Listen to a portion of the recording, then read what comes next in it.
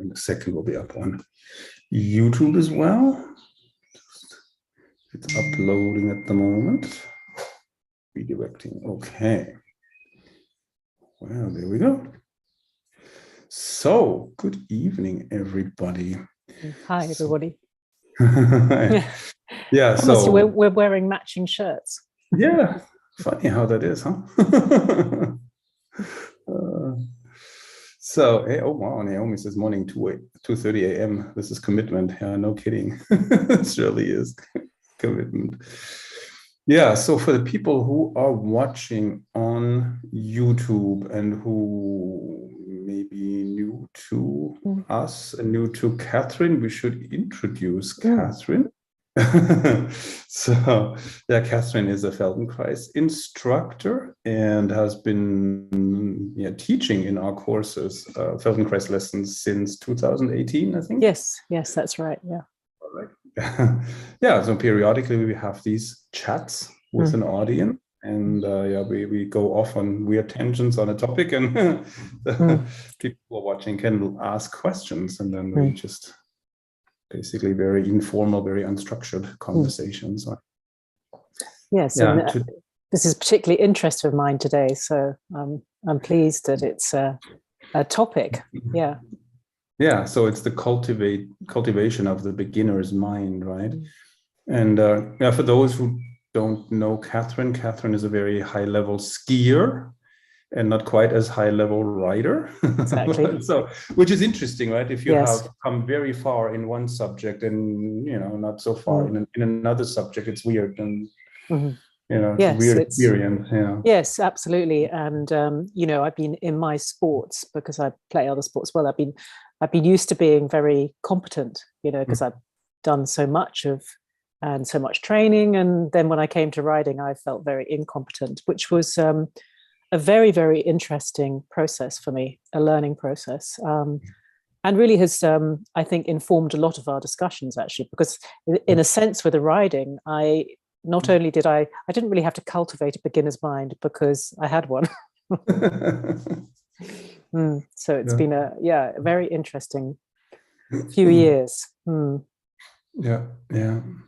In riding, it takes forever to become competent, and then it's we always delude ourselves into believing that we're better than we are. At least that was always the case for me. And then some horse comes along and smacks you down.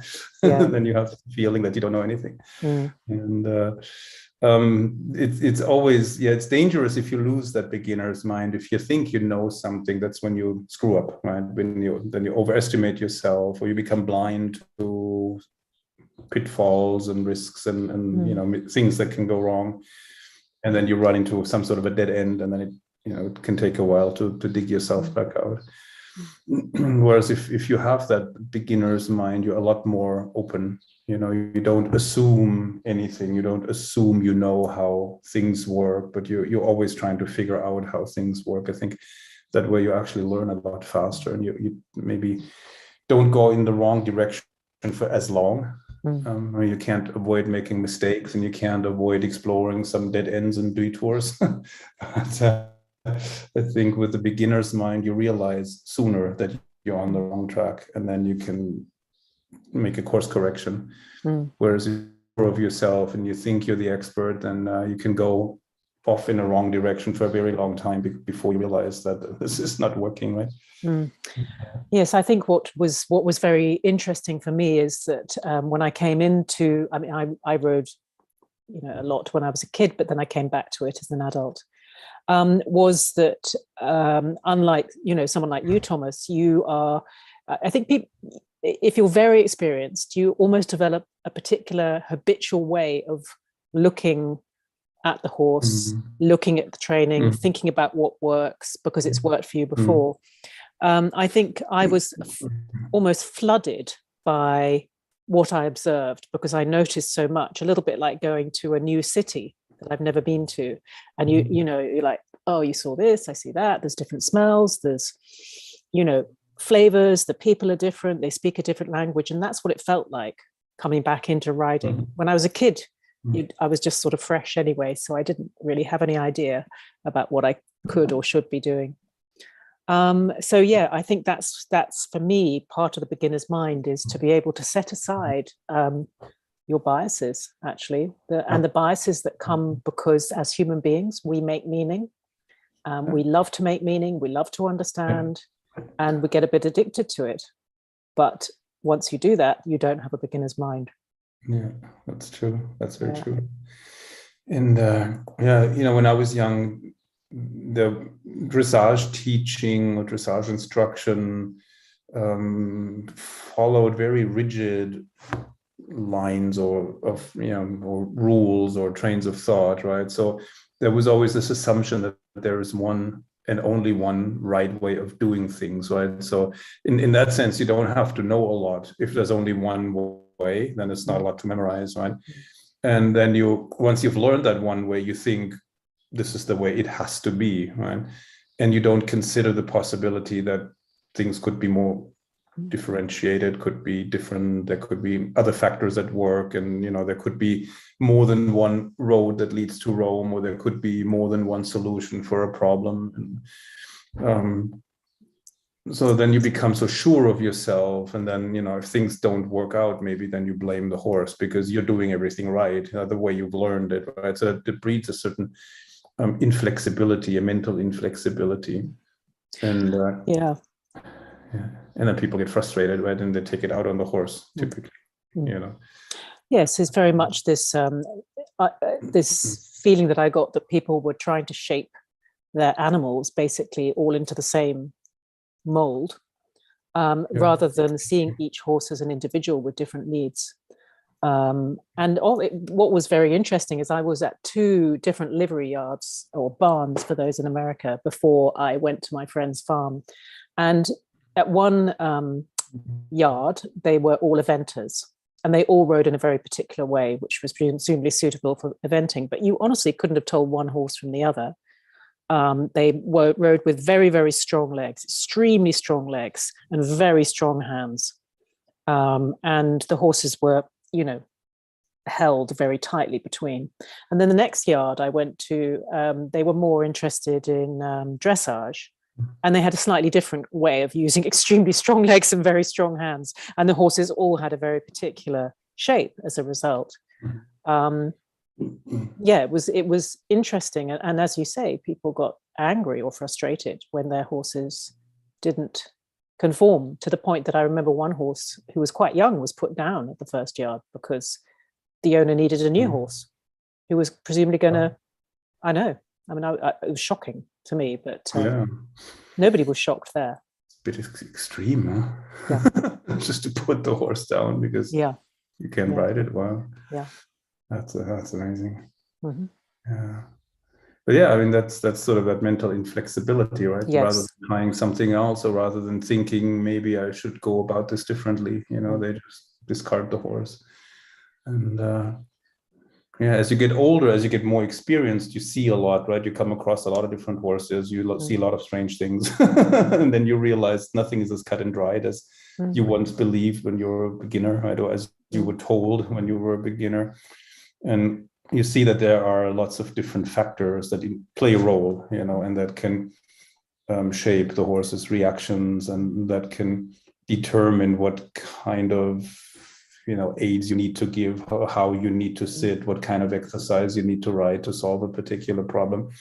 And then all of a sudden it's like, well, anything could be right, anything could be wrong. It just depends on the circumstances. There's not just the one and only solution. There's lots of different ways, you could approach a subject or a problem. And that, I think that experience then has sort of a humbling effect, and you realize, well, there's always a horse out there that I can't figure out, that I don't know how to ride for whatever reason, Yeah, and I think then you've got this constant interplay, if you like, between what you know and understand, which is incredibly important and useful, and your ability to stay present to actually what you see, you feel, you sense in the moment. And I think my experience is people have a leaning or a bias towards one or the other, which is fine.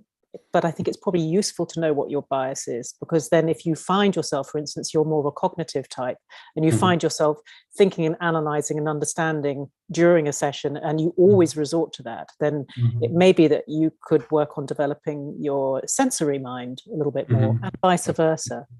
And I think this is because we don't want to take away what humans have, which is this ability to make sense of things. But at the same time, we tend to prioritize it as somehow giving us I don't know, maybe perhaps, as you say, a shortcut to what we want and desire. And of course, what we want and desire is also part of what means that a beginner's mind is very difficult. Because we want and desire things, and we want outcomes, and we want things to go in a particular way. And therefore, we're often imagining the outcome in a session before we even get there. And so we're kind of predetermining what we think should happen. And then, of course, you miss what's possible and what might be even better than what you'd imagined. Yeah, that's true. People often go into a ride with expectations. I mean, we all do sometimes, like especially when we're not so experienced yet. And we have this idea or this wish of how it should go. And then, of course, there are value judgments attached to different movements that you ride. And then, if you can ride a certain movement, you're a better rider than somebody who can't ride this, or at least that's what you think, right? And so then you obsess sometimes a little bit about achieving a certain movement or a certain level, and that can lead you astray again too, because then you're no longer present with what does the horse need and what's going on, and how can I help the horse. But it's then more about, I have this goal that I want to achieve, or I have this need I want to fulfill through the horse, right? And then very quickly you can get off on the wrong track, and then trying to submit the horse to your agenda rather than looking at what can we do together, or what are the horse's needs. What are the horse's needs? Coming from the skiing background, where I really did spend an inordinate amount of time in pursuit of the perfect turn, which I can tell you was a pretty thankless task. But talking about obsession, what a crazy thing to do, because actually in skiing, just like in riding, your environment and your circumstances and the surface that you're on is constantly changing and unpredictable. But even though, of course, you do, I can look at snow from a distance, and I know what it feels like under my skis even before I get there, because I've had a lot of experience. Trying to make a perfect turn is a road to hell, I can tell you.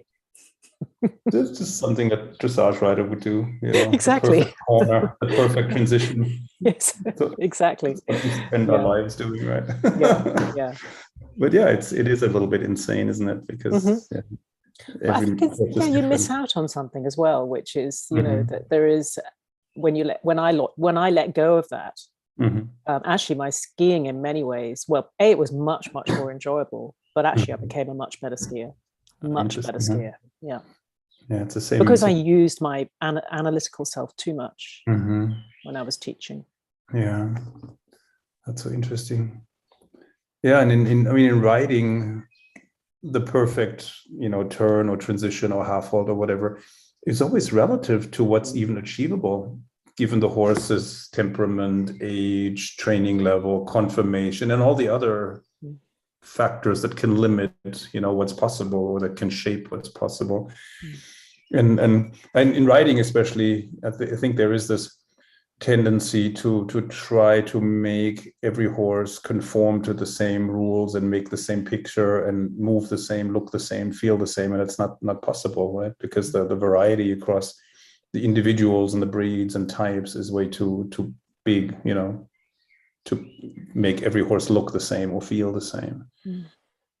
So in a way you have to find out, well, what's even possible for this horse, what's the best this horse can do today, and this could be different next week, right? Next week maybe he can do better, or maybe tomorrow he can't do it as well as today because he's a little muscle sore or whatever, there's a change in the weather, so and actually that's interesting, Thomas, because I have a feeling that from where you are sitting and when you are with a horse, because you've worked with so many horses, you possibly can see potential in a horse that the horse doesn't even know themselves is possible.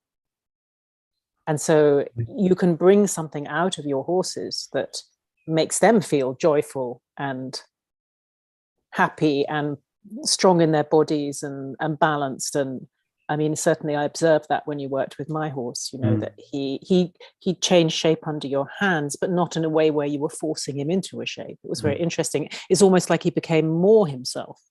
Yeah, exactly. That's the goal. Right? And then, of course, but then I get what I'm hypothesizing that perhaps then that becomes a bit of a desire that you want to do that with every horse, and then you've lost the beginner's mind. So, of course. You get addicted to making miracles, right? Exactly. And being able to transform horses and so on.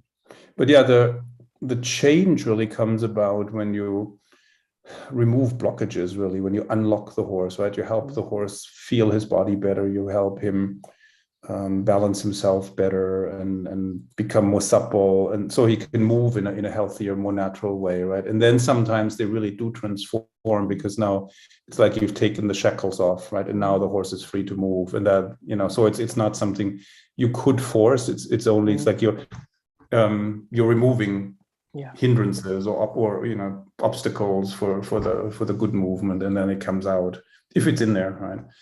And then there's always an element of surprise. You never know how much is possible. I mean, you have ideas or hopes, or based on experience, you have suspicions that there is more in there, he could do better, but you never know, because there's also history. Some horses have been traumatized, and so then progress is super slow because they don't really dare to come out of their shell, or they don't trust you, they don't trust the process because other people have abused them in the past, and that can be frustrating because it takes forever, to bring them out and make them feel safe. And I think it's interesting, because as you were talking, I was thinking a little bit about with Feldenkrais work. For those of you who don't know it, we have two modalities. We have awareness through movement lessons or classes, which are more like an exercise class. And this is what I teach with the students in Ritter Dressage. But we also have a hands-on modality. And in the hands-on modality, when I first started working with people, I wanted to change them into what I thought they should be. So, and of course you can do that to a certain extent, but then they never quite get there for themselves.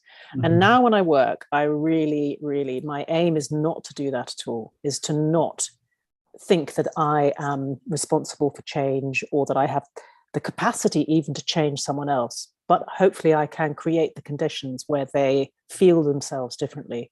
And I think when you said that about the horses, I'm slightly challenging you there, because I don't think you change them. I think you create the conditions where the horse feels themselves differently. Right. Yeah. So that's slightly different with words, but they're important, isn't it? Yeah. It's like you were saying, they become themselves more, that whatever's in there can come out, right? And in dressage, of course, there's always the control freak aspect, that it's very tempting to shape the horse, make the horse into something. Put them in a frame, put them in a shape, and so that's a very common approach. But we don't want to do that, really. We want to, like you said, remove blockages, help the horse be more aware of where his feet are, where the weight is, and movement options that he has, and so on. So it's I don't know, helping the horse, I guess, become the best version of himself. That makes sense. And then it's a more collaborative process, right? Whereas if the rider actively shapes and forms the horse, then you're a little bit like a carpenter who chisels away and whittles away at a piece of wood, and then eventually it has a shape, And with the horses, a lot of people do it, but we don't really want to do that. We really want to, I guess, learn together with a horse. Exactly. So I think this is we teach the horse. It's like a mutual thing. Yes. Yeah.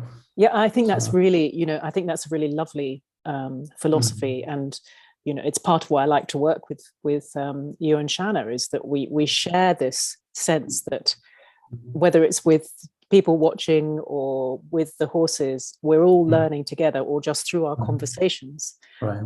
That it's not that one person is the expert, and then we we understand what we should be doing from the expert, but we all contribute, and it's a very collaborative process. And I actually think that that's the same with the horses. That when I when I see people go through the courses, that they develop this very collaborative approach.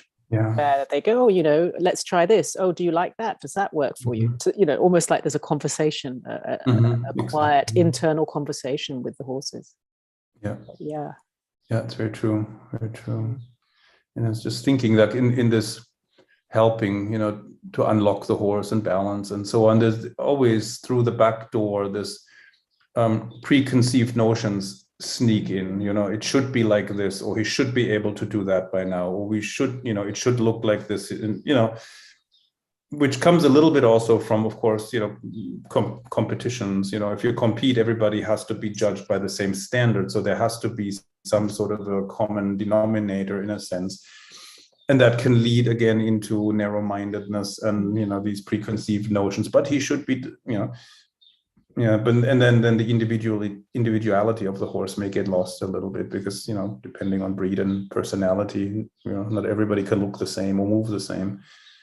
And then we always have to check ourselves, to realize once we are putting the thumb screws a little bit to ourselves and to the horse, but this should really look like this, or this should really, so and that introduces pressures too, that can then have negative side effects again. And then it's that loss of the beginner's mind, and this I think Suzuki calls it the guiding thought or something like that, right?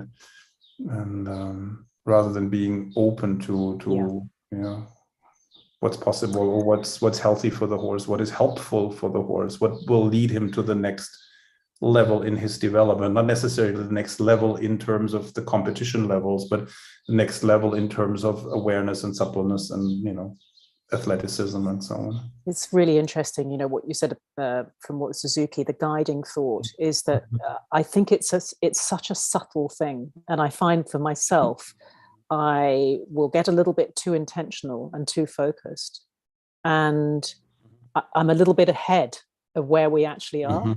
And then my horse braces.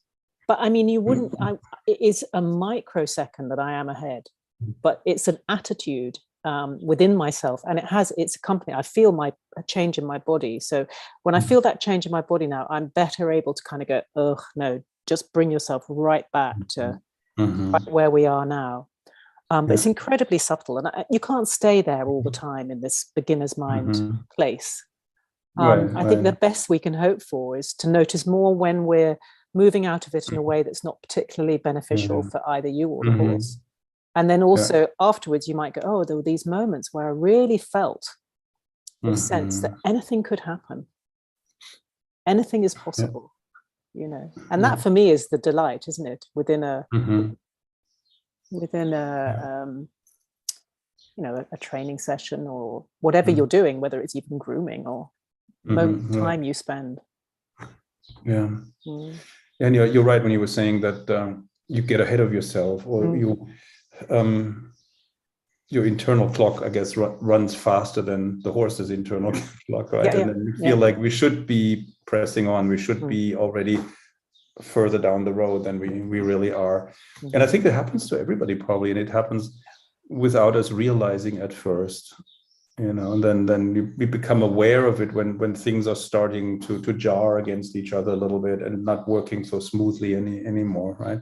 Because the horse is not at the point where he could do this, or it's and then you realize, well, what's going on? Why is that not working? And then maybe I was maybe too much in a hurry, And I'm working with a green stallion right now, Lusitano stallion, who has an issue with picking up his feet, his hind feet especially, and you can tell that somebody was too much in a hurry and tried to force it. He gets very sensitive and tense, and especially the right hind leg, and it's, if you go from the shoulder towards the hind leg, he holds his breath, he becomes rigid, he braces the hind legs against the ground, and he's just not ready to give you the foot. But if you take it from him, he'll kick you, and he's very athletic. He's very quick, and it's pure self-defense. He's afraid that somebody will do something to him. He's probably been beaten, I would imagine. And so he's already immediately in defensive mode. And picking up a foot is such a basic thing, right? Any foal should be able to do this, really. By the time he's 4 years old, this should really be long, done with. But it's not. And then I can feel myself. Once I understood what the problem is with him, I lowered my expectations. I went all the way back, and I did a little bit of the Feldenhorst and rocking and cuddling, and because he has this sort of negative antagonistic kind of view of humans and touch, and especially around his hind leg and so on. So it's really, really interesting. And then when I just massage him and scratch him and rub him and touch his leg and so on, then he starts licking and chewing and gulping and stuff. And then I can feel myself getting ahead of myself. Like I can feel like, okay, now can I pick the leg up? Can I pick the leg up? But he's not ready yet, right? Yeah, so exactly. Slow myself down. It's like, no, you don't want to screw this up now. and maybe you can't pick the leg up in a way that's really going to stick that time. It might be that you're doing all the prerequisites for that moment when he will almost offer you his leg. Yeah, and it may be straight away, and that's what's so hard, because of course sometimes we just need to pick the bloody leg up. And if you approach it in a direct way, you can feel him almost growing roots into the ground, and the more you try to touch and lift, the more he bears down. And he has a strong personality, so if you force it, it won't end well, right? And it would destroy the trust. So you have to really be patient, build the relationship. And I'm trying to get him just to shift the weight, because if he shifts the weight enough, he has to pick up a foot. It's a start, isn't it? Yeah, exactly. And then I reward him, and I usually also have a whip that I can touch the hind leg, and I rock a little here and there. And every time he just picks it up because he has to, so to speak, I reward him, even though I'm not even close to that hind leg. Sometimes I just want him to move the weight and pick up a foot, and then eventually, I get a moment where he lets me hold it a little bit. So, but it's a long process. Because you're undoing something, aren't you? Yeah, exactly. The horse, unfortunately, in this instance, your horse doesn't have a beginner's mind. He's learned. Yeah, he already has negative associations with certain things, right? And that's hard to overcome, and there's already suspicion there, and there's defensiveness there, so he has to get to know me. He has to learn to trust the process, and he has to change his attitude towards being touched and whatever we do. He has to learn that it's okay. We're not doing anything painful to him. So but that's really challenging, right? Because it's such a simple, basic thing, and still you have to deconstruct it and approach it as if you were teaching something really fancy, like a Piaf, right? And do you sense in your body as well as your thoughts when you are getting ahead of yourself? I think so. I think there's, I don't know, maybe my center of gravity rises, or there's a muscle tone increase, or absolutely holding my breath, or something, breathing more shallow, something changes physically, definitely. And I can feel him respond to it too. And I think maybe I notice the change in my energy through the change in him. When he feels like he's disconnecting from me again, or he seems more defensive again, then I have to check myself, because I was probably starting to get a little pushy, a little impatient, even if it's just in my thoughts, not even in action. But with every thought has an accompanying muscular response or nervous system response. Exactly. And actually, even I notice in myself when I start to push and want something, I get a sense of a narrowness which accompanies this desire, and it's literally my eyes narrow, my face, I can feel it, my whole body gets narrow and contracted, and of course he's going to feel that, and he's like, excuse me, you're not going to get anything. He has this history too, of people pushing too hard and asking for too much and not explaining things, not waiting for him to be ready,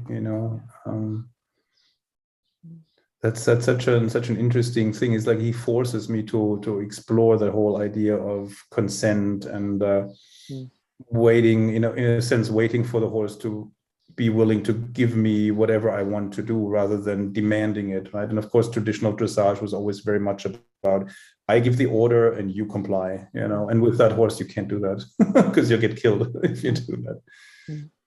Yeah, and I think this is something else here which is coming up for me, because I really struggled with this when I first started teaching Feldenkrais after I'd finished my training. In that I move quite quickly and I move towards what I want fast. And people have different speeds, and I think horses also have different speeds and rhythms. And I had to learn how to be patient in the most torturous way with some people. I literally was like, it was so difficult for me not to want to just like move them to where I knew that, look, I know you can get there. It's really what's important, and I can get you there faster. Do I have to sit through 20 minutes while you understand this thing that I already got like 2 seconds ago? And of course, the more I felt like that, the slower the person would get. I mean, it was just, a brilliant training for me, because it's not better to be fast. Actually, I learned a lot from watching people who take their time to make contact with what's most important. But I valued so much being speedy at that time that I just couldn't understand, talking about beginner's mind. I did not have one. I thought it was like, yep, the faster the better. Yeah, exactly. But I think with horses, that's really, really very relevant. Yeah, definitely different horses have different speeds of learning, and different riders. So it's you'll run into the same issue as a rider training a horse, but also as a riding teacher teaching students, the same thing. And sometimes absolutely drives you nuts. It's like, what's so hard about this? Why aren't you getting this? It's like the easiest thing in the world, right? So, and then you have to you really be patient and wait. So yes, and I think that's where things like Feldenkrais or other types of body movement stuff or awareness stuff are really handy, because I can give myself things to do physically which do actually slow me down. For instance, like, okay, I'm going to feel the texture of the surface I'm standing on with my heel, my toes, and the more I do that, funnily enough, in some ways, I create the space for the person I'm working with to come to some sort of awareness themselves. And I feel that's the same with horses. I don't know, I haven't worked with hundreds of different horses like you, but what I notice is when I do that for myself, it's like I give them the space to understand or get to perhaps what we were aiming for. I guess another possibility would be to really develop a curiosity and really investigate.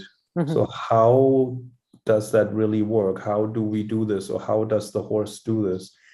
Whatever that is, even if it's something very trivial, because, especially when things are simple and basic and you've done them from day one, you very often don't really think about them and analyze them because it's so simple, but everybody knows, you just do it, you don't think about it. And then, if a horse struggles with it, or if a rider struggles with it, then you can think about, well, why is that? Why do they struggle? And how does that particular movement pattern actually work? How do you do that? And what are the ingredients? And what are the prerequisites? And what does the horse or the rider need to know or understand about their own body or about this movement to be able to do it, as simple as it is, And then you slow yourself down, and then it starts. But I think actually, yes, I think that's true. And I think also you can do those things together. So you can have this idea of what's missing, and often you have to sort of work back to, well, your description of picking up the leg was a beautiful one in a way, because of course, as you say, if your horse doesn't easily shift their weight over to the left hind, they're not going to be able to easily pick up their right hind. So that's almost the very first thing that you approach, but there's probably something even before that. And it's true that being able to track backwards, but I think you can do that and at the same time give them space by staying connected to the ground. I don't think it's like one thing or another, but it can all happen together. And it's especially with this picking up feet is so interesting, because you touch the leg and then it grows roots, and then you feel him leaning on you a little bit, and then you, of course, you have to shift the weight to the other side, and then you try to do that, then he leans on you even more, right? So then the direct approach often doesn't work. So how do I get him to move his weight so that he thinks it's his idea and not me pushing on him? Because if I push, he pushes back, right? So what do I do now? So right, and then it's like you said, you backtrack. It becomes this whole train of thought where, in a roundabout way, you're trying to get the horse to do something differently, but in a way that he thinks it's his free choice or it's his idea to do that. Right? So, and not something I demand directly. Yeah, certainly with people, just as horses, people have a favorite leg that they prefer to put their weight on. Well, if I, with the movement, hands-on stuff, if I spend a lot of time trying to make them go over to the leg they don't feel comfortable, actually what happens is they'll swing more and more over to the leg that they're more stable on. But if I go, oh, that's really interesting, this kind of open attitude, and I go, oh, you like to go over there. And I go, let's go over there. Oh, I want to really feel how you go over there. You're so good at going over there onto that left leg. And I lose any desire for them to stand on their right leg, even though that, of course, might help them. I go, let's get really interested in what you can already do. And then generally the pathway opens up. But it's this sort of, again, losing the desire for an outcome, getting rid of any expectations of what's going to get you there, and just getting really curious in the moment about what is actually happening. Amazing how much change comes about through that, through not trying to be the person who's changing the other. Very true. And then you start noticing things too. If you develop that curiosity, you don't take anything for granted anymore, and then you may see opportunities and openings where you could come and insert another aid or whatever. It's interesting. And I, in situations like that where I want the horse to shift the weight, he pushes back at me, I always think of you. When you say that in Feldenkrais, you sometimes go into the pattern even more. So, like you were just saying, yes, by all means, lean on that leg even more. Put all your weight on it. Go for your life. Exactly. And sooner or later, they want to go back in the other direction. Right? So and also it takes out my own frustration. And I think, because if I'm really helping, that person to go towards what they already do well, how can we're both winning, really, aren't we? That's true. And there's less resistance, right? If you tell the horse or the rider do more of what you like to do anyway, then there'll be no argument. I think it's therefore, that's a kind of thing. Also, I think if you are interested in cultivating the beginner's mind, it probably requires a trust in the process that when you do that, something else becomes possible. Because if you have a beginner's mind and everything just stays the same, then maybe that's a bit of a it's probably not that desirable, is it? Exactly. Got to be some benefits. Exactly. So with the example that we've just had of going what we call in Feldenkrais going with the pattern. So in Thomas' example, you might just, when you feel him coming more, getting roots on that side, you go, oh, can you get really rooted? Because there's going to be a limit to, hello, new scarf I'm wearing. There's going to be a limit to how rooted they can get before they start to kind of move away from that. It's just a physical law almost. The pendulum has to swing in the other direction at some point, because they'll just fall over if they keep on getting rooted more and more into one leg. Exactly. And that's a hard thing to trust, that you're not making it worse by making it worse. Right? Exactly. It's very difficult to trust that, and I don't expect anyone to trust it without trying it out, but maybe try it out and see what happens. Especially for riders, of course, because traditionally we're taught differently, right? And then so to go against what you've been taught or what you used to believe, it's hard, right? And because you think, well, I might just screw this horse up completely, then he'll never give me his leg or never do whatever I want to do if I indulge him in his habit that I don't like, that I want to change, right? So, but I guess it's like if you love chocolate, but if you eat a pound of chocolate, Indeed. eventually you'll get sick, and then you don't want to eat any more chocolate for the rest of the, the week or the day. Yes. Yeah. So, and there is that. I think I've told this. It's maybe an apocryphal story, but the story of the Indian guru who was addicted to jelly beans, and he loved jelly beans, and of course, he was trying to. I suppose live a life without sugar and all sorts of things, and so eventually he got this big pile of jelly beans and he ate them mindfully one by one, tasting each one until he just couldn't eat a jelly bean again. Exactly. So maybe that's what we're doing. Yeah, I think there's something to that. There is an element of that, definitely. It's like you OD on leaning on the right shoulder, or like you OD on jelly beans, and then you can't stand them anymore. So let's look at some. Let's have a look at let's see what people have come up with. Yeah, it's always interesting to. Yeah, Jackie Davis was the first one. She said, "It's so very funny how much I'm agreeing with you both today. I realized that to be able to hack out with my horse, I need to go back to my beginner's mind, disregard the fact that I used to gallop all manner of horses across all manner of countryside. To be successful with him today, I need to take it literally this morning, one breath at a time. This takes away my need to shape what should be, and means we can learn this path at our collective speed." It's a good way of putting it. And I mean, yes, I can absolutely relate to that. Well, you've been able to do something with incredible ease. So how come it's so difficult all of a sudden? Yes. And go on. No, it's okay. No, just thinking if you did something as a child, like galloping cross country and all kinds of ponies, of course, back then you didn't know anything, you didn't care, you didn't know, how to do things or what could go wrong or risks involved. So you just had fun doing it, right? And it worked somehow. Now as an adult coming, maybe coming back to it after a break, then you you have an idea of how things should be done, or this, because you've had lessons, and then also you become more aware of risks usually when you're an adult, whereas as a kid you're indestructible, you're immortal, right? And as an adult, then you may think, if I fall off, I don't bounce it like I used to, right? Or this horse is taller than the ponies I used to ride as a kid.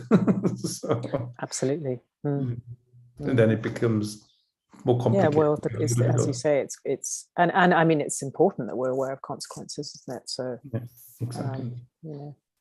And as an adult, maybe you're a business owner, and then you can't afford to get hurt, right? Because if you get hurt, you have no income, or you're a parent, and if you break your neck, then your kids don't have a mother or a father, and then that often slows people down considerably, or gives them pause, right? These responsibilities. So then, here Linda Carey says, getting ahead of myself has happened many times. Now realizing that I need to work at my girl's pace, not mine, not anyone else's, just hers. Balance is a huge issue for her. If I don't listen, tension riddles her body. I think it's very much what we're talking about, isn't it? Exactly. Yeah. I think in a lot of cases, tension is a sign that the horse is not balanced, and that maybe we were moving too fast. So the brain of the horse couldn't keep up with the physical changes we're making, and then they get insecure and they get nervous, and then they freeze. And of course, a lot of riders just push right through it, right? They just keep on going, and a lot of the traditional instruction tells you just, more leg, half halt, and hoping that somehow the tension will go away, but typically it builds, it gets worse rather than better, right? If you ignore those signs and push through it. Yeah, and I think sometimes getting ahead of myself is born out of an enthusiasm to try and do the right thing by my horse too. It's not about my own ambition. It kind of is, but at the same time, I'm trying to do the right thing, and trying to do all those things that we love our horses, and we want them to have a good life and to feel good in their bodies and things, and that can cause me to get ahead of myself. Right. Yeah, see, Maria Bloman says, this is such an interesting subject. I find when being around horses, the beginner's mind is very useful. If you're open to their signals, there's so much to learn from them. Exactly. That's very true. Yeah. And I understand from people who really work a lot with the horses in terms of body work and understanding the ways that they communicate, that the signals are so infinitely subtle. There's obvious signals like, I don't know, the tension in the mouth or whatever, but there are really subtle signals. And I think it's a great thing to really learn as much as we can about that. So then we have a better chance of knowing those moments when we do need to slow down, or it's enough for one day, those kind of things. Right. Yeah. Kate Peatling says, when I first got Rio, he was unable to pick up the front leg on a stiff side. He visibly wobbled and panicked because he didn't seem to know he had legs on the other side. Yeah. That's common, actually, that they lean on their favorite shoulder. It's the shoulder of the stiffer side, that they're used to supporting themselves with that leg all the time. And if you try to pick that up, they think you're trying to kill them. They can get very scared, and then they can become very aggressive or defensive because, of course, they don't want to fall down, right? So then you have to backtrack and teach the horse that he has 4 legs, one on each corner, and that all 4 legs are perfectly capable of supporting the body weight. And that can take a little while before they feel it and before they believe that too. I feel always like you have to convince them a little bit because they don't believe you at first. And and it's important to then go slowly enough that the horse understands and feels it and connects the dots in their mind and starts to trust their own body, that there's sometimes a little bit of a lack of confidence in their own body as well, if they don't want to shift the weight to the other side because they think that, no, these legs are not strong enough to hold me up, I'm going to fall down, or they don't even know that there are 2 legs on that side. So sometimes you get the feeling.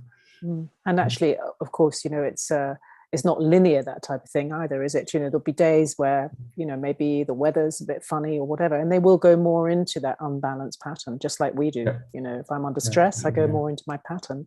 Always. But now I know that I move out of it too. So maybe that's horses too, definitely. I mean, if they're mentally off balance, then these crookednesses and physical imbalances get much worse. And it could be that you can't do something that worked fairly easily the day before. It's like, what's wrong with the horse? We did that yesterday and we've been over this, and but if his mind is not present and if he's worried about something, and then all the crookedness comes back and gets worse. And again, that comes back to this, the beginner's mind, where you notice everything because you haven't learned how to prioritize what you think is important. Yeah, it's true. Yeah, and here Linda Carey says, light bulb moment, keep asking on the easier leg, so she finally wants to weight the harder leg. Yeah. And you can encourage a little bit of a rocking, right? Give a little impulse in one direction and let the horse rock back to you, and then give a little impulse and rock back to you. And you could do this in either direction. I mean, you can push towards the unweighted side, and then the horse will bounce back to you. And then if you can set up a rhythm, it's like a pendulum that you can then make, where you can make the movements a little wider every time, right? You can, if it's the right kind of rhythm for that horse, then you see how they rock more and more. And if they rock enough, they have to pick up a leg, because now the weight is so far on the other side that they have to pick up the unweighted leg, and then it goes, back and forth. Or you can push more towards the more weighted side, and then they will probably pick up the leg on that unweighted side fairly quickly, But yeah, the more you rock him towards the stiffer side, maybe the more he will need to come back in order not to fall over, So then you can try it on yourself too, can't you? You can you feel maybe pick up a leg, and you notice maybe your right leg is easier, you're better balanced picking up your right leg than your left, as an example. So rather than trying to stand on the right leg and stand there until it gets better, you can actually take your weight over onto the left leg and make small circles around your foot, so you just move your pelvis around in a circle, and you really explore how you take weight on the left foot. And I can pretty much guarantee that when you go back over to the right, probably it'll be a little bit easier to pick up the left leg. Try it. Yeah. It doesn't take very long either. Yeah. It's a little trick. Yeah. A good idea. Yeah, and in riding too, the rocking the weight is usually a good strategy. So it's not static.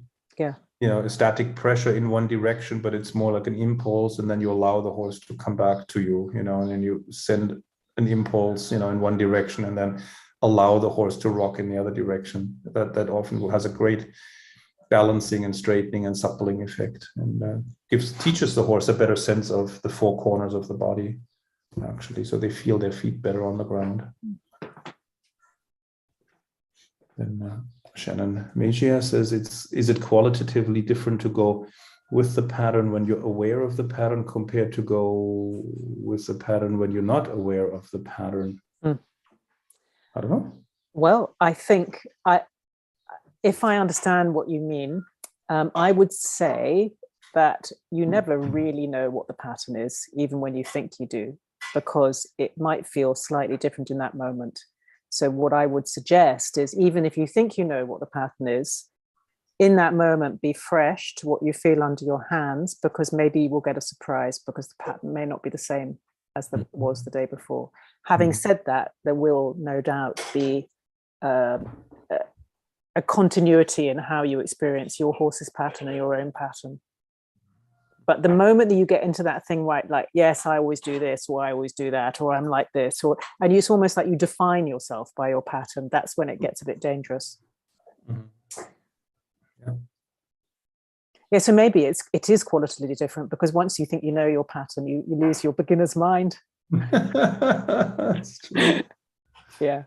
It's always dangerous to take things for granted or to assume. Yes, to imagine that we're fixed. I mean, actually, I think we're infinitely fluid. We are. And I've noticed that with horses. Yeah. That's true. Yeah, I guess the beginner's mind is open to different options and changes in patterns. Whereas, if you have more that expert mindset that you think you know, then there's really no room for change. In a way, then it becomes maybe a self-fulfilling prophecy. You assume that this is the way we do things, or this is the way the horse always does certain things, and then it may stay like that forever. Well, Shannon's qualified it a bit more.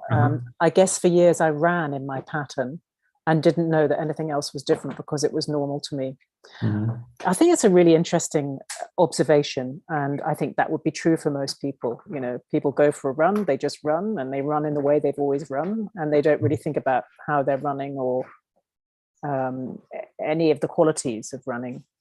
When you know your pattern, it's very easy to get into this kind of thing of trying to subtly correct your pattern into what you think is better, and actually often you can end up in discomfort doing that.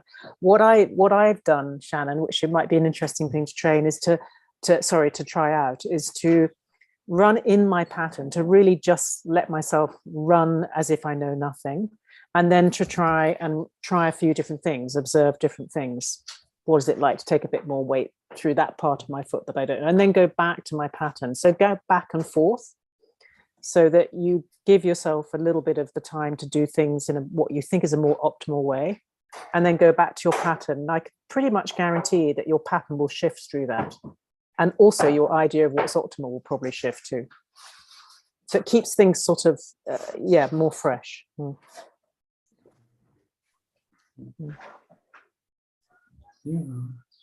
Yeah, I mean, that raises a good point in a way, because we're all caught in our own little world, in our own little bubble, and we don't know necessarily what we're doing, or in how far, if what we're doing is different from what everybody else is doing, right? Because we can't easily take a step outside of ourselves, and it's not easy to look at ourselves like a third person from the outside, so, and I think that's a big challenge, to become aware, really?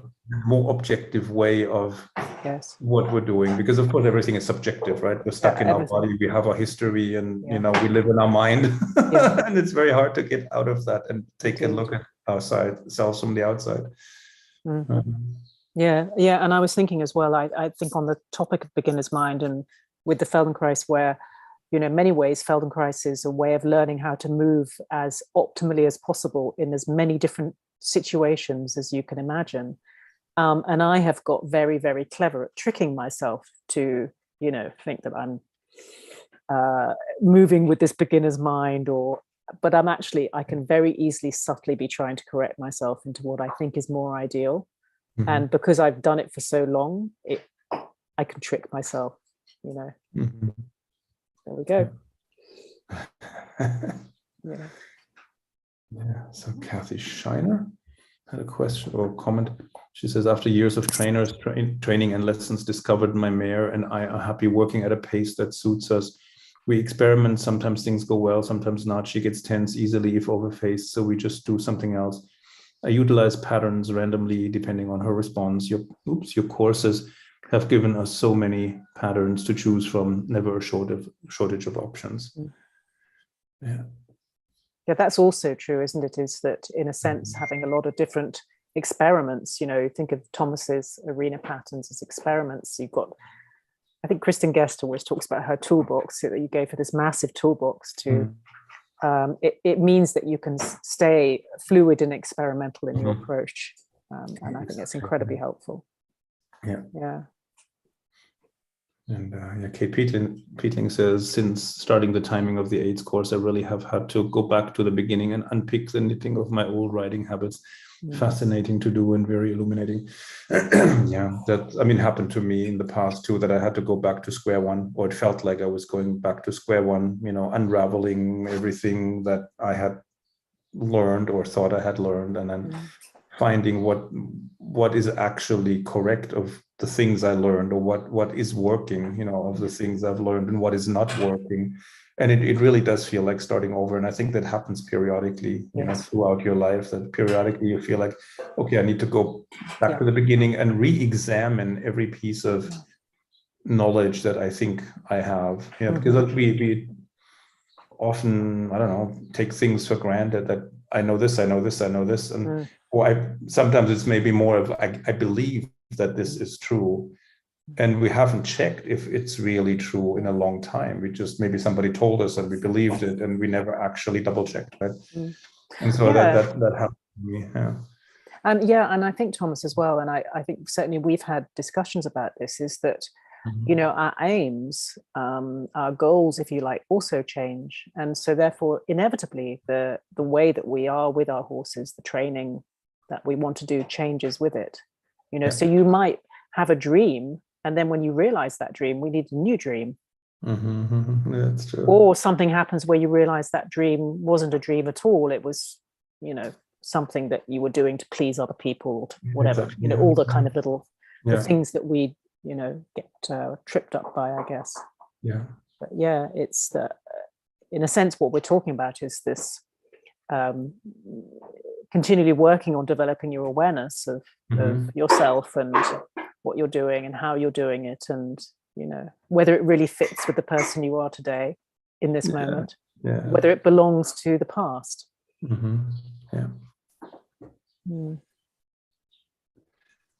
Okay, so 2 minutes to 7. I have to. Yes, you have to go to. Wrap it up and then do it in German. Yes. So, we should come to an end. Although this is an interesting subject, and we could talk forever, right, about these things. But let's end on that note. Yes. And, thank you, Catherine. As thank always. you. Thank you for having me. And and see you guys soon. Questions and comments of the audience. And we'll see you soon. See you soon. Take care. Bye.